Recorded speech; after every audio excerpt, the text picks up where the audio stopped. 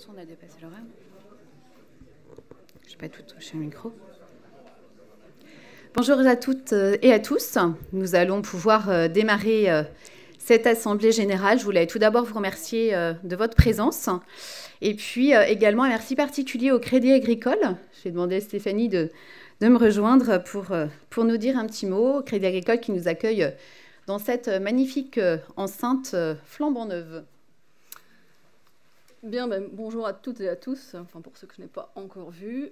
Effectivement, on est ravis de vous accueillir pour cette Assemblée générale aujourd'hui dans notre auditorium qui est pas flambant neuf, mais quand même particulièrement récent. Vous êtes un des premiers à pouvoir effectivement l'utiliser. Donc il existait, pour ceux qui m'ont posé la question, il existait déjà. Là, il a été quand même pas mal rénové, comme l'ensemble du site de La Roche-sur-Yon. Donc vous pourrez effectivement dire aux mauvaises langues qui pensaient qu'on abandonnerait un jour La Roche qu'on compte bien rester, et les travaux qu'on a fait, je pense, l'attestent. Et en tout cas, moi en tant que responsable de la filière logement, je suis ravie de vous accueillir ce matin. Et donc j'espère qu'on va passer ensemble un bon moment. Merci à vous. Merci.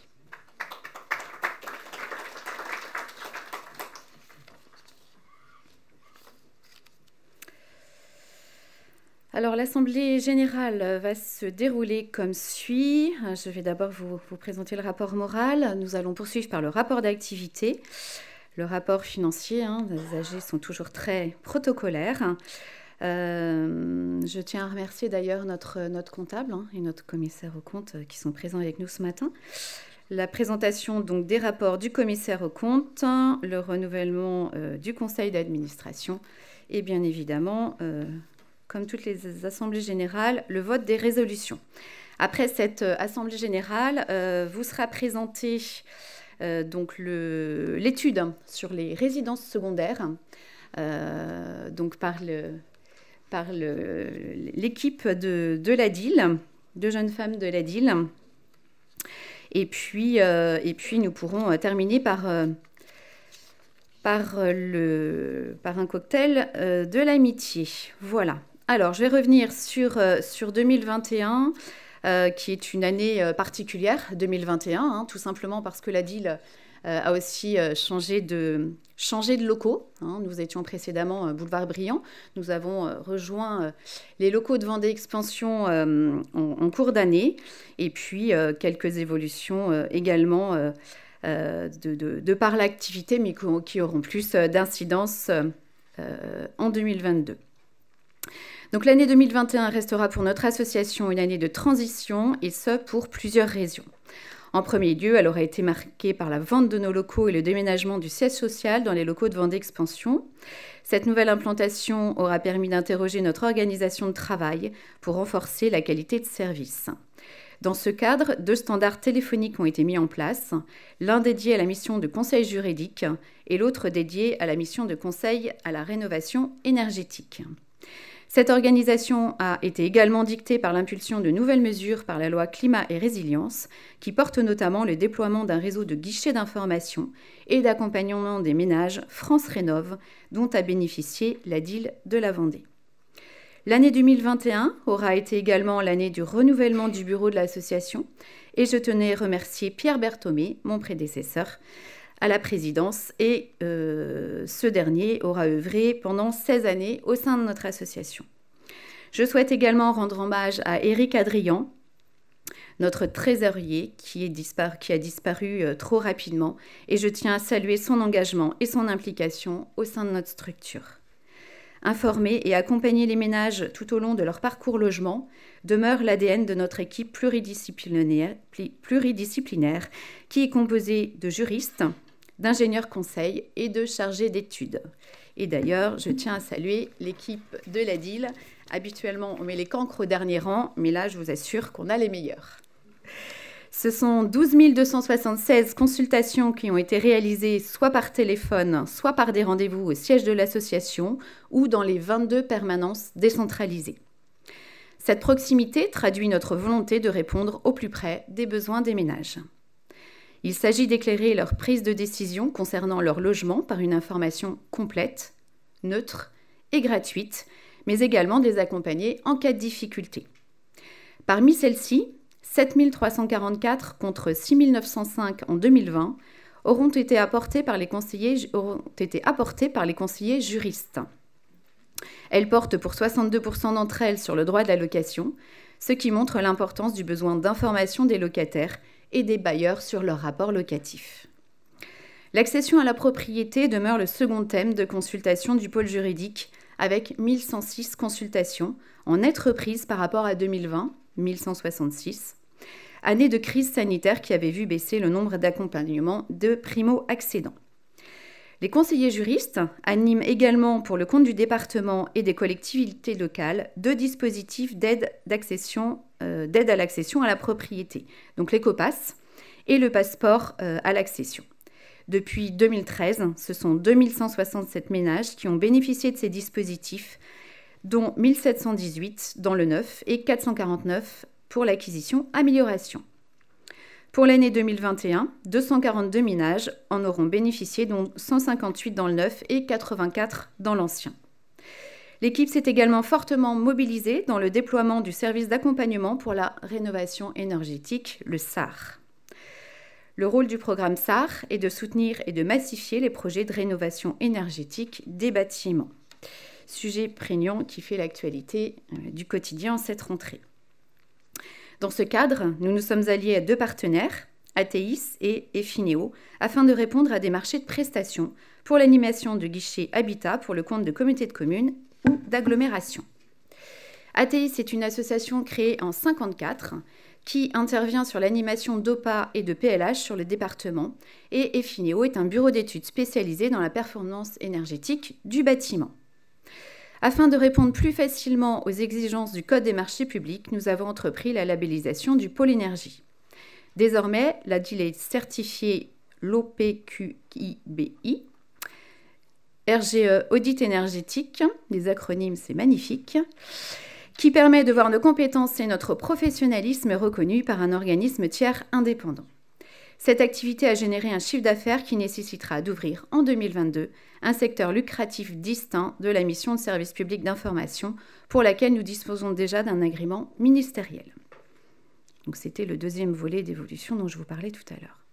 Sur 2021, les ingénieurs conseils auront dispensé 4 932 consultations liées à la performance énergétique des logements, dont 302 audits énergétiques sur site, qui auront généré près de 7 millions de travaux hors taxes sur le département. Enfin, la DIL, c'est aussi une expertise au service des acteurs de l'habitat. L'activité du pôle observatoire aura été encore très soutenue sur 2021, avec la réalisation de 3 études dans le cadre du plan départemental de l'habitat. Au regard de cette forte activité, 2 nouveaux chargés d'études sont venus compléter le pôle observatoire. Antoine Debellex, dans le cadre d'un CDD de remplacement d'un congé maternité, et Arezou Fazeli, alternant data scientist à l'IRIAF. Arezou qui va intervenir sur la présentation de l'étude tout à l'heure.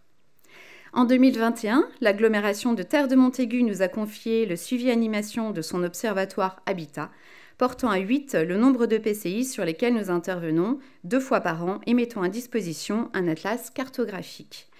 La mission de ces observatoires consiste à analyser la conjoncture des marchés fonciers et immobiliers, ainsi que l'offre immobilière disponible. Enfin, je n'oublie pas l'Observatoire des loyers pour lesquels nous avons entrepris, lors de l'Assemblée générale extraordinaire du 2 juillet dernier, la première étape préalable à son agrément pour la mise en conformité de nos statuts et la création d'un 4e collège qui a accueilli des personnes qualifiées dans le domaine du logement et de la statistique. L'ensemble de ces actions est rendu possible grâce au soutien de nos partenaires, que je tiens à remercier très sincèrement, l'État, le département, Action Logement, la CG2LS, les collectivités locales, mais aussi les acteurs départementaux que sont l'EPF, les bailleurs sociaux, les établissements bancaires, ainsi que l'ensemble de nos membres, organisations d'intérêt général et professionnels du logement, associations d'usagers et familiales. En 2022, la DIL poursuivra sa mission d'information et de conseil auprès des ménages en s'attachant à la développer et à l'adapter aux besoins de proximité souhaités par les collectivités. Enfin, devant les besoins d'observation nécessaires au suivi du plan départemental de l'habitat et de l'hébergement, elle devra nécessairement renforcer son pôle observatoire, C'était un de nos sujets en conseil d'administration tout à l'heure. Voilà pour l'introduction que je souhaitais vous faire de cette Assemblée générale. Je voudrais vraiment en profiter à cet instant pour remercier les collaborateurs de la DIL. C'est vrai que vous le verrez tout à l'heure, ça transparaît dans les chiffres. L'équipe a légèrement évolué cette année et c'est donc tout pas fini. Mais la DIL, ça reste une petite équipe. Et l'image aujourd'hui que nous avons, c'est aussi grâce à l'image du travail des collaborateurs au quotidien. Donc j'en profite aussi pour vous remercier de votre investissement, chacun et chacune, au quotidien. Vous verrez, certaines, ont un engagement très fort pour pouvoir vous présenter une étude aujourd'hui. Et vraiment, je la remercie d'être présente malgré son état de fatigue, on va dire. Voilà. Je vais vous laisser la parole, monsieur le directeur. J'ai assez parlé.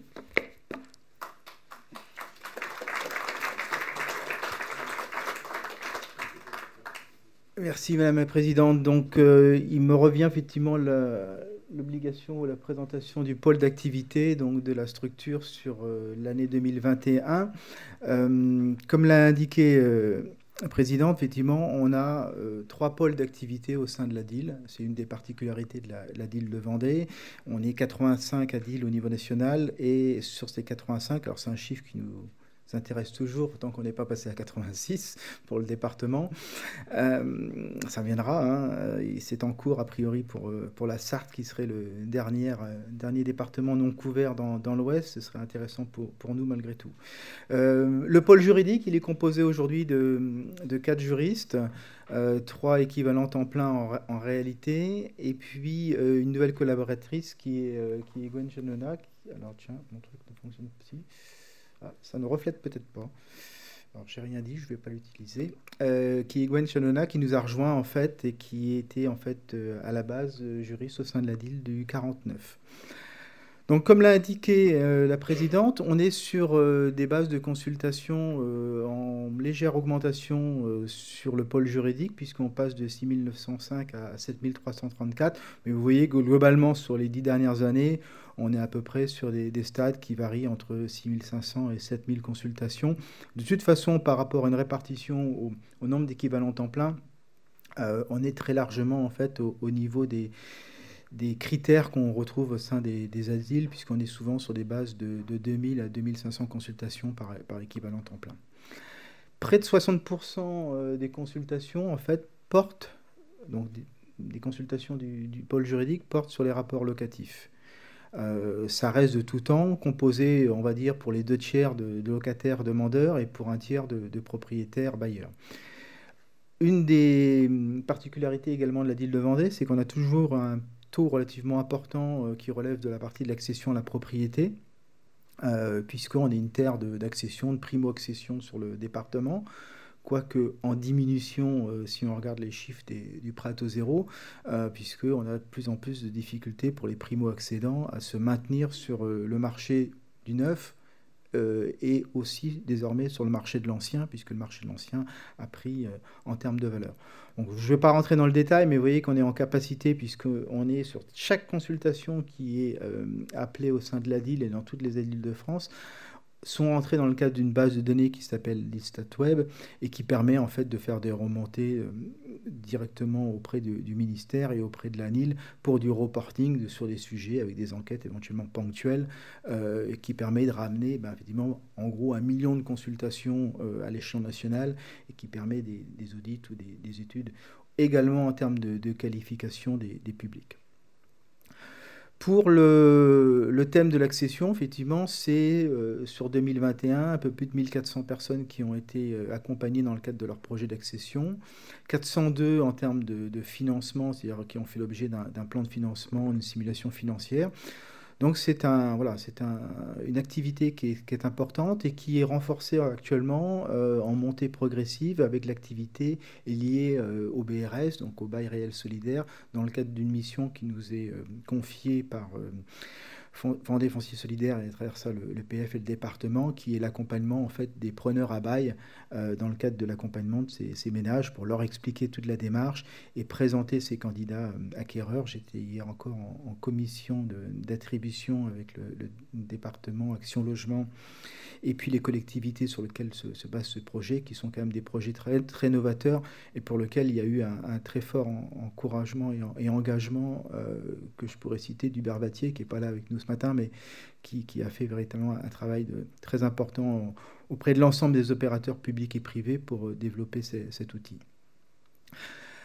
Dans le cadre de cette activité, on a également l'animation de deux pôles, enfin de deux types d'aides qui s'appellent d'une part le passeport accession qui est essentiellement orienté sur le neuf et de l'Ecopa, c'est une aide financée pour moitié par le département et pour moitié par les collectivités d'implantation.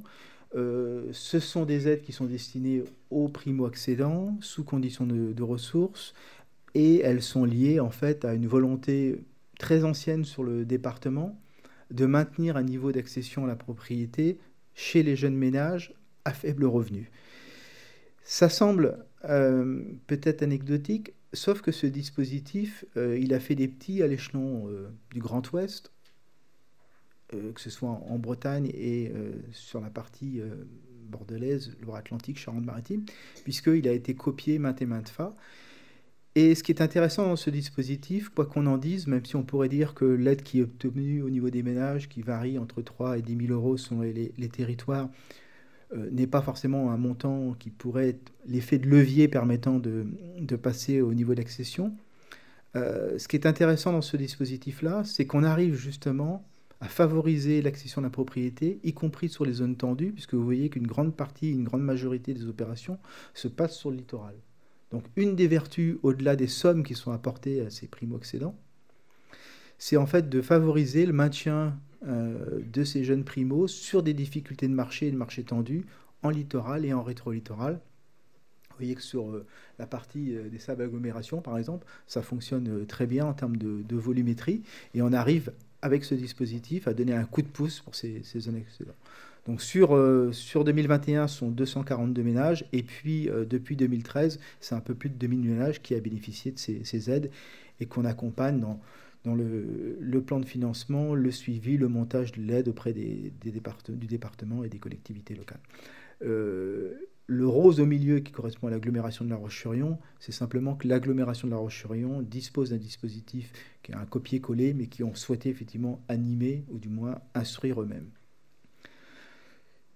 Ces ménages, on est vraiment sur des caractéristiques de primo-accédants avec des revenus faibles. Donc notre cible de base, plus on est en capacité de donner de la pédagogie pour favoriser le projet qui puisse se dérouler au mieux, on est vraiment sur de la primo-accession. Vous voyez que les revenus mensuels, on est sur des bases de 2 000 euros. On est en train de parler soit de petits ménages, soit de couples avec enfants, sur des revenus de 2 000 euros mensuels. Vous voyez que les revenus fiscaux de référence sont faibles.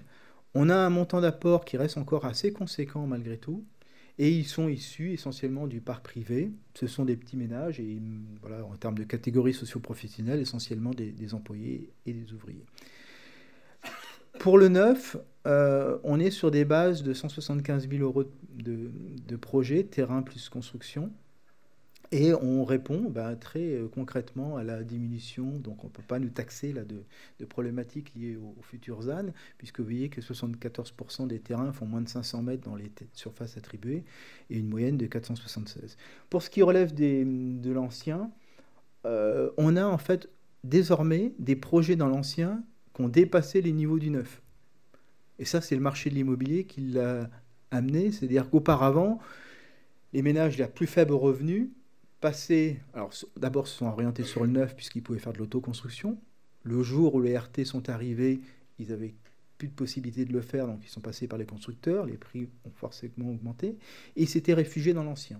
Puis aujourd'hui, on s'aperçoit que même dans l'ancien, ça devient compliqué puisque les valeurs d'achat sont tellement élevées qu'avec travaux réalisés, on se retrouve sur des montants en fait supérieurs au neuf aujourd'hui. Donc là aussi, ça questionne par rapport au devenir de cette cible de primo-accédants qui a été quand même un ciment de l'intégration des jeunes ménages dans les communes et de la vie associative au sein des communes. Voilà pour ce qui est du locatif. Pour le pôle énergie, ils sont 4 également. 4 ingénieurs, dont une ingénieure, Elsa, qui n'est pas là ce matin, mais qui sera aussi en congé maternité d'ici la fin de l'année, qui interviennent donc sur du conseil aux particuliers, puisqu'aujourd'hui on est les seuls sur la mission de service public à répondre sur l'ensemble du département, bien qu'un certain nombre de collectivités ont mis en place des guichets d'information. Il n'empêche qu'il y a toujours un flux d'informations et d'appels à la DIL sur cette mission. Et dans le cadre de France Rénov', on y répond bien évidemment. Et aujourd'hui, on est les seuls à être à même de couvrir l'ensemble du département pour apporter ces réponses. Cette activité, elle a subi en termes d'évolution, on va dire, une succession de réformes avec des terminologies, pour ceux qui ont entendu parler d'Habiter mieux, de mon projet ANA, de FAIR et d'aujourd'hui France Rénov'. À chaque fois, une communication différente, à chaque fois, des noms différents. Meilleure façon de perdre nos particuliers dans le cadre de ces méandres, de cette forêt d'aide. Et donc, il leur faut à un moment donné un phare. On essaye d'être leur phare en toute modestie pour leur apporter la réponse. La lumière. Je suis littoral, donc je... Bon. Pour leur conseil, très clairement aujourd'hui, c'est essentiellement orienté sur du conseil sur les aides. Les gens viennent chercher des aides ou savoir s'il peut exister des aides pour rénover leur maison. Il y a une partie de conseil technique, elle demeure encore assez minime, puisqu'aujourd'hui, on a au niveau effectivement du marché des compétences techniques qui sont apportées par les artisans qui font leur travail. Voilà. Et c'est simplement sur des points éventuellement techniques ou d'informations réglementaires que les conseillers viennent apporter leur plus-value aux besoins. Voilà. Globalement, on a encore plus de 40% des consultants qui viennent nous voir parce qu'ils connaissent le nom de la DIL. Donc même si on a une multiplication des guichets uniques sur les territoires aujourd'hui, donc c'est des guichets uniques au pluriel, il demeure qu'avoir un point central départemental, et grâce au nom de la DIL, effectivement, les particuliers viennent toujours nous rencontrer malgré tout. On est également, mais je ne vais pas rentrer plus puisque la présidente l'a présenté, on est dans une logique effectivement où le SAR, le service d'accompagnement de la rénovation énergétique de la région, qui est le pilote, a amené beaucoup d'impact sur les territoires, notamment auprès des collectivités. Et pour pouvoir répondre effectivement à cette sollicitation des collectivités, on s'est associé donc à deux structures, ATIS qui a été présenté et Fineo qui est un bureau d'études sur Saint-Gilles-Croix-de-Vie, sur lequel on répond ensemble en co-traitance sur des réponses à un marché public. Voilà, aujourd'hui on est implanté à travers 4 collectivités sur le littoral qui sont Noirmoutier, le Pays de Saint-Gilles, les Sables-d'Olonne et Vendée Grand Littoral dans le cadre de marchés publics, et on a 2 conventionnements après auprès de 2 autres collectivités, Sud-Vendée Littoral et puis la Châtaigneraie, qui en 2023 feront certainement un switch entre leur volonté de maintenir un guichet ou de créer un guichet unique et l'appel à marché public par rapport à la réglementation. Donc ça se nécessite en clair des collaborateurs qui sont affectés au territoire pour pouvoir sur leur territoire développer cette mission de conseil à la rénovation. Et vous avez compris que la rénovation énergétique est un domaine qui est prégnant aujourd'hui, quelle que soit la raison, que ce soit sur un problème de crise ukrainienne, d'approvisionnement de gaz russe ou de pétrole. Quoi qu'il en soit, la sobriété va être de mise. Alors on n'est peut-être pas forcément les meilleurs ce matin auprès des Crédits Agricoles quand je vois le nombre de lumières au plafond, mais c'est que du LED. C'est que du LED. Donc tout va bien. Voilà, cette activité d'audit, depuis 2010, elle aura généré quand même plus de 48 millions de travaux sur le département. Donc c'est pas neutre, et avec des travaux en moyenne de 23 000 €, et vous voyez qu'on en a réalisé à peu près partout sur le territoire. Voilà, enfin pour terminer sur la partie l'Observatoire Habitat, 4 collaboratrices, donc Elsa Marché, Aline Traché, Arezou qui est la dernière à arriver, et puis Antoine qui est en congé aujourd'hui, que vous ne verrez pas. Voilà. Cet observatoire, il a fait l'objet sur 2021 de présentations d'études auxquelles vous êtes conviés à travers des matinales. Donc en 2021, on a eu la chance de présenter une étude sur les portraits de la copropriété qu'on avait, c'était décentralisé au Sable d'Olonne à l'époque, pour faire la présentation avec Armel Péchol, puisque la ville des Sables a un taux de copropriété quand même très fort, le second après Saint-Jean-de-Mont de mémoire. Et puis après, une deuxième étude sur le marché des lots à bâtir, donc les lots aménagés en zone opérationnelle. Une étude sur les loyers du parc privé que Aline réalise chaque année. Et puis une note de conjoncture plus sur la partie de l'ensemble des marchés immobiliers. Donc ça, c'est les études qui sont faites dans le cadre de l'Observatoire départemental, du plan départemental de l'habitat et de l'hébergement demain. Et puis, je vous annonce, puisque on est quand même en septembre, que pour 2022, il y a un certain nombre de choses qui ont déjà été faites. Celle sur le parc locatif en janvier, un petit portrait sur les résidences secondaires, sur les premiers chiffres qu'on avait pu présenter. Des éléments qui ont été très appréciés sur les mobilités résidentielles en mars et qui ont été déclinés sur les territoires, qui ont été aussi fortement appréciés par les collectivités. Et puis l'étude qui sera présentée dans la foulée sur les résidences secondaires par Aline et par Arezo. Et puis à côté de ça, effectivement, on est également présent à travers des observatoires locaux sur lesquels on réalise donc leur observatoire dans le cadre de leur programme local de l'habitat. Et on intervient sur 7 observatoires, puis 8, puis peut-être 9 demain en termes d'accompagnement auprès des collectivités. Ça a généré plus de 21 réunions de restitution auprès de ces collectivités sur 2021.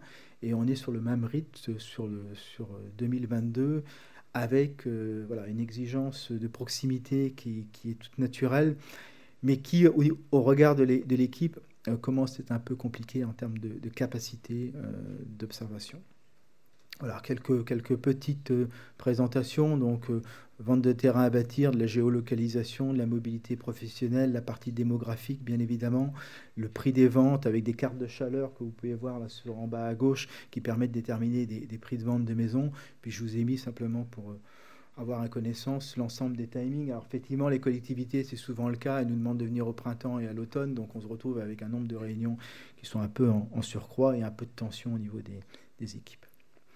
Voilà. Et puis pour ceux qui ne le savent pas, rappelez qu'on a un atlas cartographique qui est toujours plus complet d'année en année, qui descend, alors qui est un atlas public qui est sur le site internet, qui descend à l'échelon de l'EPCI pour donner tous les indicateurs sur les différentes thématiques que vous avez à l'écran, et également à l'échelle des EPCI qui sont partenaires, le même type d'outil mais qui descend cette fois-ci à l'échelle communale et qui permet d'extraire des données et de faire de la cartographie pour les collectivités qui ne disposent pas en fait, éventuellement de chargés d'études habitat et qui seraient intéressés pour avoir des retours de données en instantané.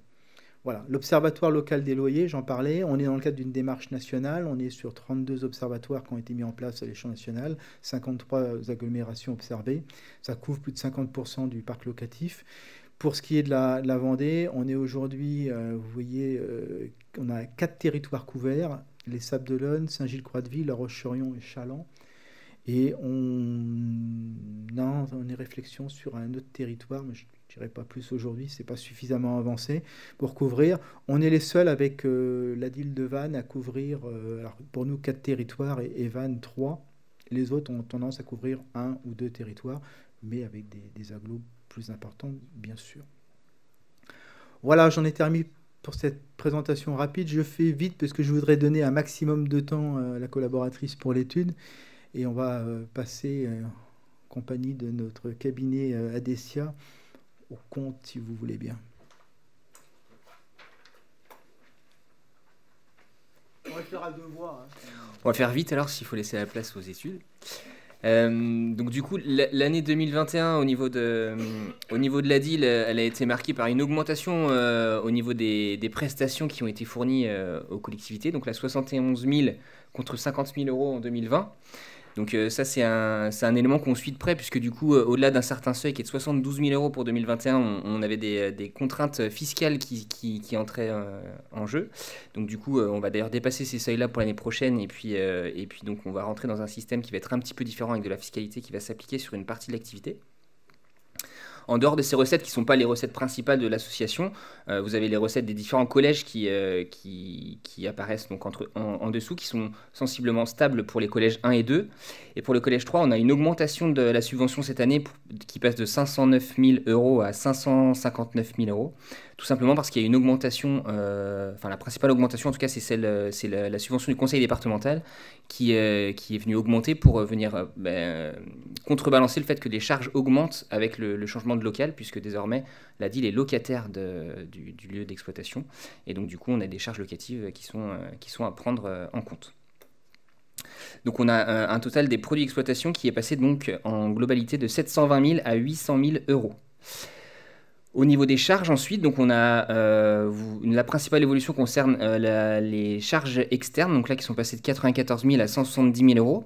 Donc ça recoupe ce que je viens de dire, on a environ 60 000 € d'augmentation de charges qui sont liées à des loyers. Donc en fait on a des loyers qui sont venus, qui sont des nouvelles charges pour l'association. L'association était précédemment propriétaire de ces locaux, donc elle n'avait pas ces charges-là. Et puis on a eu également un petit peu cette année de charges liées à du personnel extérieur. On a un peu plus de 10 000 € de personnel extérieur qui a été supporté. L'augmentation du carburant également qui est venu jouer sur ce poste-là. Les postes qui suivent, les impôts et taxes, c'est sensiblement similaire à ce qui pouvait exister par le passé, 23 000 €. On a une légère augmentation des postes de salaire qui sont passés de 411 000 à 431 000 € avec l'augmentation des missions qui sont confiées à l'association. Et puis l'autre élément donc très particulier, c'est qu'un petit peu plus bas dans le compte de résultats, vous voyez qu'on a donc le résultat d'exploitation, donc 4 700 €. Donc là, on constate en fait que les ressources de l'association viennent quasiment juste compenser les charges qu'elle a à supporter. On a surtout une ligne particulière qui est le résultat exceptionnel des 90 744 € que vous voyez tout en bas du tableau, qui correspondent à la plus-value qui a été réalisée sur la vente de l'immeuble. Donc là, on vient de le dire à plusieurs reprises, l'immeuble a été vendu en octobre, si je ne dis pas de bêtises, et donc la vente de cet immeuble a généré une plus-value qui est exceptionnelle, on n'aura pas ça les autres années, donc 90 000 € de recettes, ce qui explique le résultat global de 95 000 €, principalement constitué de cette plus-value réalisée cette année sur la revente de l'immeuble. Voilà, et puis ensuite, rapidement, au niveau du bilan de l'association, donc ce qui change dans ce bilan, c'est là encore le fait qu'on avait à l'actif du bilan un immeuble par le passé qui disparaît. Donc vous voyez, au milieu de tableau, là, on avait l'année passée 235 000 € de total d'actifs immobilisés.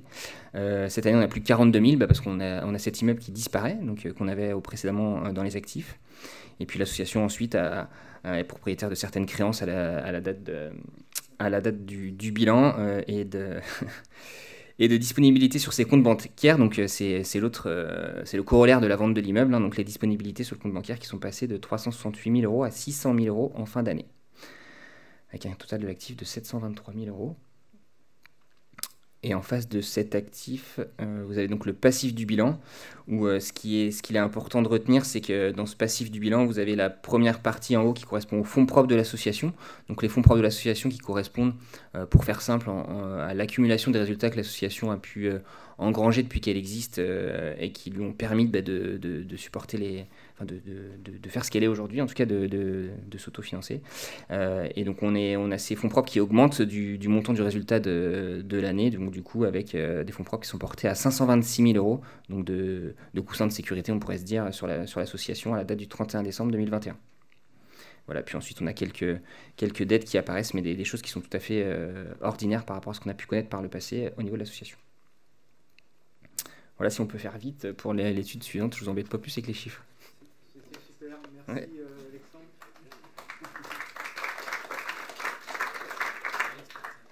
Et puis sans transition, on va continuer, c'est l'exercice obligatoire réglementaire par notre commissaire aux comptes, Jacques Maury. Je vais essayer d'être encore plus rapide. Donc, je vais vous donner lecture de deux rapports. Un premier rapport sur les comptes annuels et le second sur les conventions réglementées. Donc, dans le cadre de la mission que vous nous avez confiée, nous avons réalisé l'audit des comptes de l'association Adil Vendée clos pour l'exercice clos le 31 décembre 2021. Et au terme de ces travaux, je peux certifier que les comptes sont réguliers et sincères et donnent une image fidèle de l'activité de l'exercice et de la situation financière et du patrimoine de l'association. Dans le cadre de nos travaux, en fait, on doit s'appuyer sur des estimations, et la principale estimation sur laquelle nous sommes appuyés, ce sont la validation des principes et méthodes comptables, en particulier du traitement des subventions. Dans le cadre de ces travaux, en fait, on a aussi validé l'ensemble des informations qui vous ont été présentées dans le cadre du rapport d'activité, donc il n'y a pas d'observation à ce titre. Et concernant le rapport sur les conventions réglementées, je vous informe qu'il nous a été avis d'aucune nouvelle convention réglementée, donc c'est un rapport sans néant. Voilà, merci de votre attention, j'ai été concis.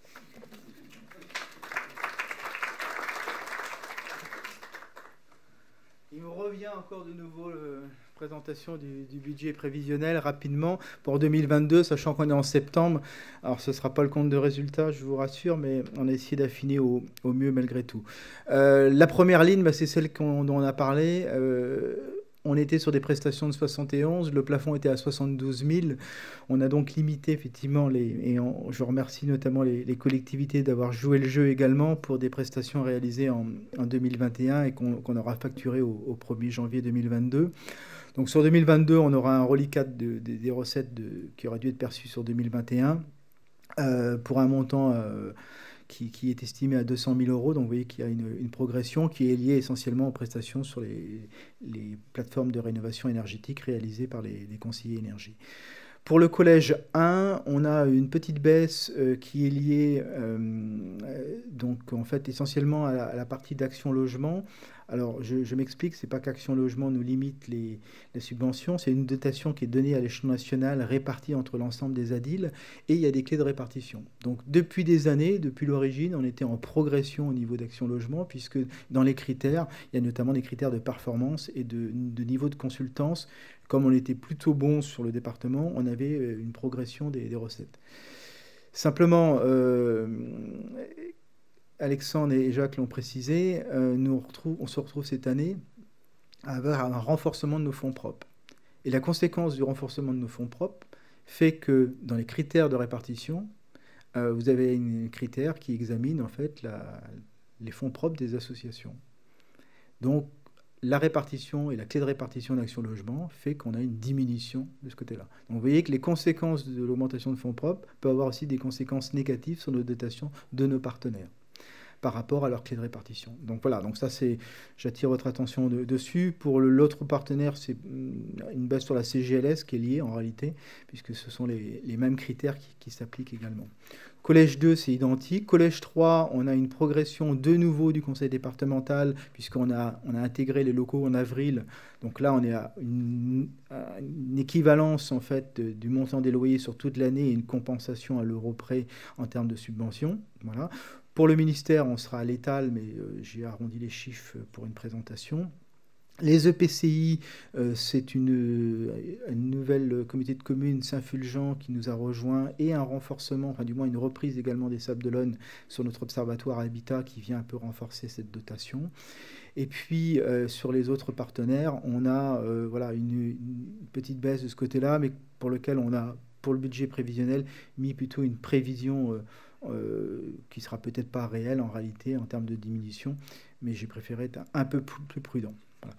Pour les autres charges, on devrait être à l'étal sur les charges externes, puisqu'on sera sur une année pleine qu'on a estimée, quelques réductions par rapport aux achats qu'on a pu avoir. Le personnel d'intérimaire dont on parlait, c'était pour pallier une absence d'une assistante pendant près d'un an. Donc on avait fait un recrutement en intérim sur 2021 pour me soulager un peu. Et puis, un peu d'augmentation d'impôts et taxes liées aux taxes sur les salaires, puisque la masse salariale va augmenter. Elle augmente de 431 à un prévisionnel de 523 pour tenir compte de l'arrivée d'un nouveau collaborateur qui est Simon Priou, qui est dans la salle derrière vous, qui est arrivé au mois de mars. Également l'arrivée, donc je la vois plus, Rachel, elle est là, pardon, excusez-moi. Rachel, l'assistante, qui est arrivée également à la même période dessus, et puis le CDD de remplacement d'Antoine de Bellex dessus. Donc, augmentation de la masse salariale, les charges suivent bien évidemment. Pour ce qui est des dotations, on pourrait croire effectivement que comme on a vendu les locaux, on est plus d'amortissement à réaliser, sauf que là, arrivant dans ces nouveaux locaux, on a acheté un certain nombre de matériel informatique, un peu de meubles, qui fait que sur les 2 prochaines années, 2 prochains exercices, on aura un peu des dotations un peu augmentées et qui, en 3 ans, devrait passer de 18 000 à moins de 7 000 euros, puisqu'on est sur des périodes courtes d'amortissement. Voilà, ce qui porterait un total des charges d'exploitation à 925 000, un résultat d'exploitation de 15 000. Comme vous l'avez vu, la trésorerie à peu près doublée, donc on devrait avoir à peu près un doublement des royalties sur le livret et porter le résultat final à 16 000 euros. Voilà ce que je pouvais vous dire sur le budget prévisionnel qui fera l'objet des votes de résolution un peu plus tard. Et je vais repasser la parole à une présidente pour... J'y vais. D'accord. Pour simplement rappeler, on est sur des statuts nationaux, c'est des juristes, hein, donc évidemment, ils aiment bien complexifier les choses. On a désormais 4 collèges, on a une élection tous les ans, avec un renouvellement par moitié, et une élection par collège. Donc, en gros, une usine à gaz. Cette année, sont à renouveler le Crédit Agricole, ceux qui sont en gras, la VCM, la Compagnie du Logement. Donc, ils sont issus de l'Assemblée. Le Collège 3, Famille Rurale, UDAF et UNPI, sachant qu'ils sont 6 et que de toute façon... Collège 2, ils sont 3 du Collège 2, pardon. Ils sont 3 du Collège 2. Ils sont à renouveler tous les 3, mais ils sont 6, donc de manière un peu automatique, on va les retrouver après renouvellement. Pour le Collège 3, il n'y a pas de renouvellement cette année, puisque les Sables Agglomérations, le Pays de Saint-Gilles et le CIDEV ont été renouvelés l'année dernière pour 2 ans, et les 3 autres membres sont de droit. Donc, il n'y a pas de renouvellement. Et sur le Collège 4, qui est une particularité mise en place l'an dernier, là, on est sur de l'identité personnelle, donc des gens dénommés. On a 3 personnes qui sont aujourd'hui inscrites, et on aura un changement, non pas pour un renouvellement, mais tout simplement parce que la personne de l'Adréal a pris d'autres missions au sein de l'Adréal, et son remplaçant sera le remplaçant de la personne pour l'Adréal. Voilà ce qui est prévu au niveau de la composition de la composition familiale, la composition du conseil d'administration dessus, sachant qu'on a eu notre conseil d'administration qui a tout à l'heure renouvelé notre membre de trésorier qu'on avait perdu, comme la présidente l'a indiqué. Voilà, il me reste à passer la parole sur les résolutions, si vous en êtes d'accord.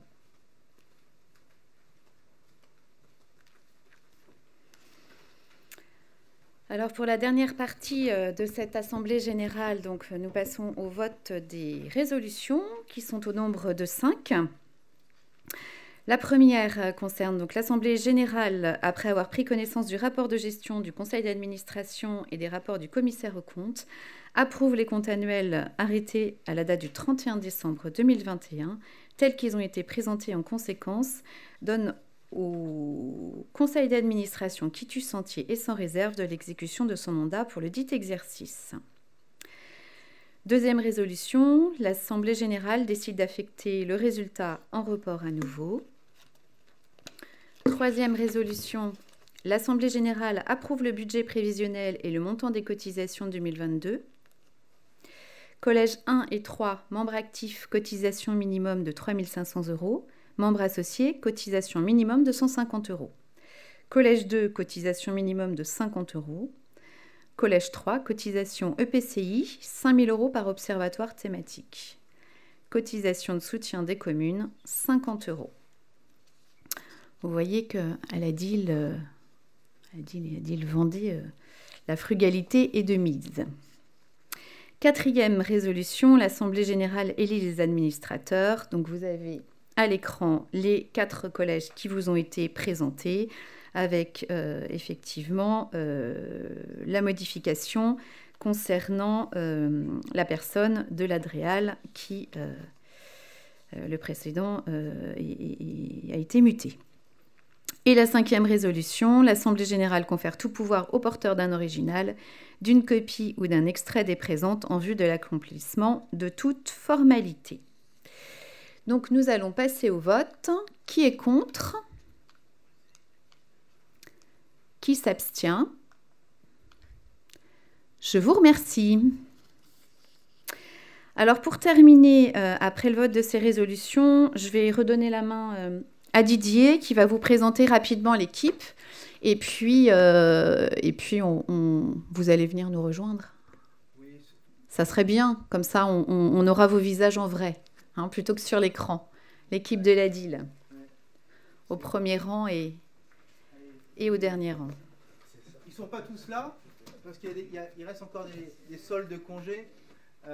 Mais pour rappeler, voilà, c'est 4 juristes, 4 chargés d'études sur la partie observatoire, et puis la partie de l'équipe des ingénieurs. Donc, je commence, allez-y de l'autre côté, comme ça va être plus simple. Je commence par la plus grande, Arezou Fazeli, qui nous a rejoint, qui est la data scientist, qui est à l'ERIAF en alternance. Ce qu'il y a, si elle change de place, après je l'ai perdu. Donc, Aline Raché, Simon Priot, Elsa Marché, Gwenaëlla, Rachel qui est l'assistante, voilà, donc Arezou 2 fois.